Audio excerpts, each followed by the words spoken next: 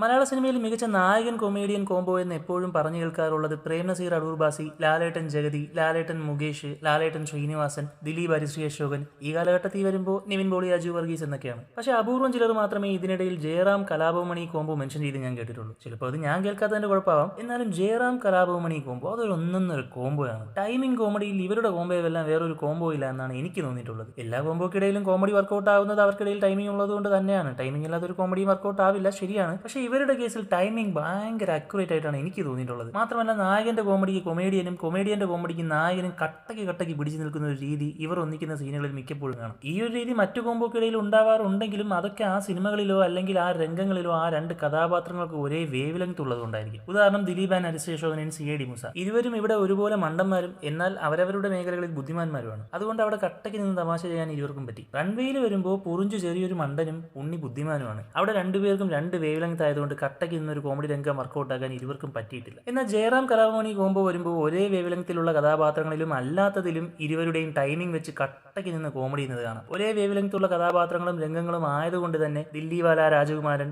The car, summer in Bethlehem, millennium stars, ദൈവത്തിന്റെ മകൻ, one man show, magic lamp എന്നീ പടങ്ങളിലൊക്കെ രണ്ടുപേരും കട്ടയ്ക്ക് നിന്ന് കോമഡി ചെയ്യുമ്പോൾ ഒരേ വേവ് ലെങ്ത് ഇല്ലെങ്കിൽ കൂടി കഥാനായകൻ, കൊട്ടാരം വീട്ടിൽ അപ്പൂട്ടൻ, കൈക്കുടന്ന നിലാവ്, എസ്പെഷ്യലി വക്കാലത്ത് നാരായണൻകുട്ടി, ഇതിലെല്ലാം കിട്ടിയ സീൻ രണ്ടുപേരും നിന്ന് പൊളിച്ചടിക്കിട്ടേ ഉള്ളൂ. പിന്നെ മലയാളി മാമനും വണക്കമൊക്കെ വേറൊരു ലീഗ് ആയതുകൊണ്ട് അതിവിടെ ഞാൻ പറയുന്നില്ല. പിന്നെ നമ്മുടെ സമ്മർ ഇൻ ബെത്ലഹേം ഒരു എക്സാമ്പിൾ ആയിട്ട് എടുത്താൽ അതിലെ എലിയെ ഇമിറ്റേറ്റ് ചെയ്യുന്ന രംഗം ടൈമിങ്ങിന്റെ കളിയായിരുന്നില്ല. കറക്റ്റ് മീറ്റർ പിടിച്ച് ടൈമിങ്ങിനനുസരിച്ച് ജയറാമേട്ടൻ ഡയലോഗ് പറയുന്നതും മണിച്ചേട്ടൻ കട്ടയ്ക്കുന്നത് പെർഫോം ചെയ്യുന്നത് കാണാൻ എന്ത് രസമാണ്. Timing is very important. അത് നന്നായിട്ട് അറിയാവുന്ന രണ്ടുപേരുടെയും proper physical movement, sound modulation and sound variation ഒക്കെ വെച്ച് ഒരു ഗീവ് ആൻഡ് ടേക്ക് നടത്തി തമാശ ചെയ്യുന്നത് ഇവരുടെ എല്ലാ സീനുകളിലും ശ്രദ്ധിച്ചാൽ കാണാം. ഇവർക്ക് രണ്ടാൾക്കും ഇതൊക്കെ ഒരു കേക്ക് വാക്കാണെന്ന് തോന്നിപ്പോകും. പിന്നെ മമ്മൂട്ടി, മോഹൻലാൽ ലെവലിൽ ഹീറോയിസം കാണിച്ച് നിൽക്കുന്ന ജയറാമേട്ടൻ ഹൈലി ടാലന്റഡ് ആയ മണിച്ചേട്ടന്റെ ലെവലിലേക്ക് കയറി ചെന്ന് കട്ടയ്ക്ക് കോമഡി ചെയ്യുന്നതുകൊണ്ട് ഈ കോംബോ കൂടുതൽ സക്സസ് ആക്കുന്നത് ജയറാമേട്ടനാണെന്നാണ് എനിക്ക് തോന്നിയിട്ടുള്ളത്. എന്തായാലും എന്താണ് ഈ കോംബോയെ പറ്റി നിങ്ങളുടെ അഭിപ്രായം?